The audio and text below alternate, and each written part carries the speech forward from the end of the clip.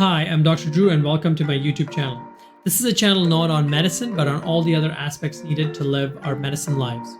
Today we're going to be talking about vacancy risk, which is commonly used in the multifamily or real estate world. And we're going to try to cover it in 5 minutes. Now, obviously, this particular concept, if tried to be understood on its own, will not make any sense if you're not a real estate investor or you don't know the other aspects of real estate investing. And my goal is by doing 5-minute bites, various elements, you'll put them together, just like medical school, we learn anatomy, physiology, histology, but ultimately at the end of medical school, we kind of put it together into some form of our jumbled information, extract it and provide service to our patients. So what is vacancy risk? Vacancy risk essentially refers to the risk that a property, such as an apartment building or a rental property you have invested in, will not be occupied by tenants, So this can happen for a variety of reasons, such as lack of demand in the area or lack of attractive features in the property. When a property is vacant, it can result in a loss of rental income, as you can imagine, and it can also result in additional expenses such as property management and maintenance costs. And so, as an example, if you had one rental property and it had one bedroom and you rented it out and it wasn't rented for approximately 1 month out of 12 months, that particular month where it's not rented, it'll be approximately 100% vacancy risk because it's not rented for that month. Now, however, over the year, because it's based on a time period, it would be 1 out of 12, which I suppose is close to the just under 10% mark. And so that's how vacancy risk is essentially calculated and depends on the time period. Now, why is it important to know? We can have a significant impact on the return on your investment, especially in real estate. So for example, if a property has a high vacancy rate, so for example, you held onto a property and out of 12 months, it was vacant for 6 months, you're essentially paying the property tax, the mortgage, the interest, whatever it may be, utilities for that property for 6 months when it's not bringing any income, and is essentially a liability at that point because it's taking money out of your pocket. And so if a property has a low vacancy rate, so out of a year, it's only 10 days that the property is vacant, then it's extremely small, so less than 5% vacancy rate, which is considered to be the industry standard when you're looking at what we call underwriting models. Generally, it's important to do a lot of research to find out what the vacancy risk is in your community. It may even differ within cities from community to community, depending on the importance or the features of the neighborhood and other amenities available in the neighborhood.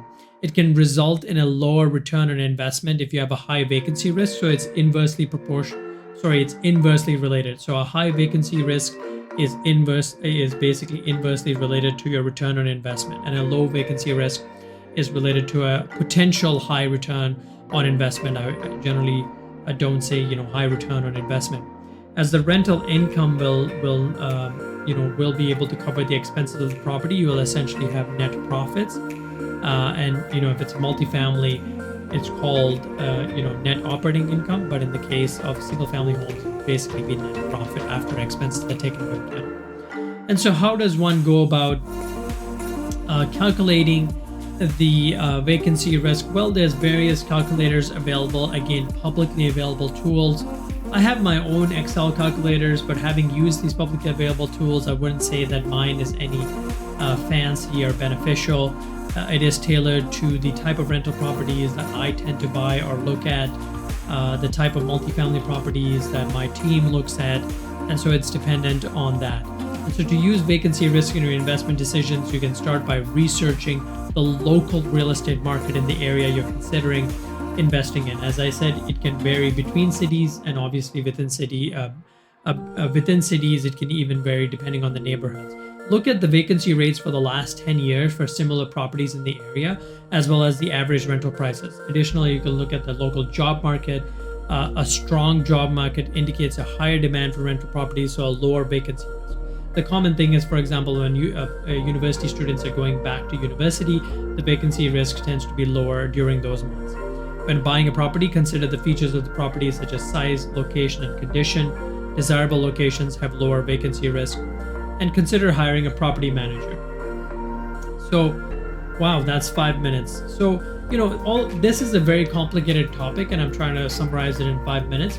If this is something that's difficult for you to understand, this is the reason why property managers exist, and that's why they charge a fee for providing that service and keeping the vacancy risk low so that the return on your investment is high as possible.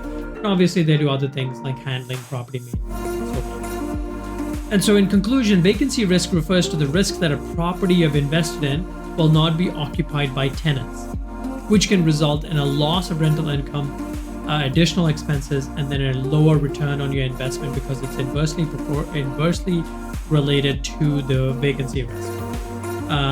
To use vacancy risk, you need to research the local market and know what the numbers are. Again, various institutions, Marcus & Millichap, CBRE, all these big organizations post these data and numbers in aggregate form. And when you receive an investment into your hand or a deal in your hand, it's important to see what research they have done, and it kind of helps you with the due diligence. So that's why this is an important concept to understand.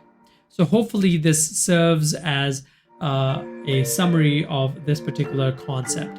So if you'd like to learn more about these topics, then listen to my future videos on all the little elements you need to know to understand the real estate investment world. A few action items: if you'd like to learn the exact frameworks used by affluent physicians to take back control of their time and money, then check out the link in the description below. I make these videos because my mission is to help fight burnout in 10,000 physicians across this world, and I have taken a number of courses costing tens of thousands of dollars to understand these concepts, and now I'm sharing it with you for free. So come and join my free community of like-minded physicians on Facebook, where we share cheat sheets, calculators, and everything in between to live the best medicine lives, and also to help each other as we navigate this truly complex financial world. Thank you very much for listening. Thank you for taking the time to take care of your patients while also trying to learn on the side both medicine and non-medicine concepts. And I'll see you in the next episode.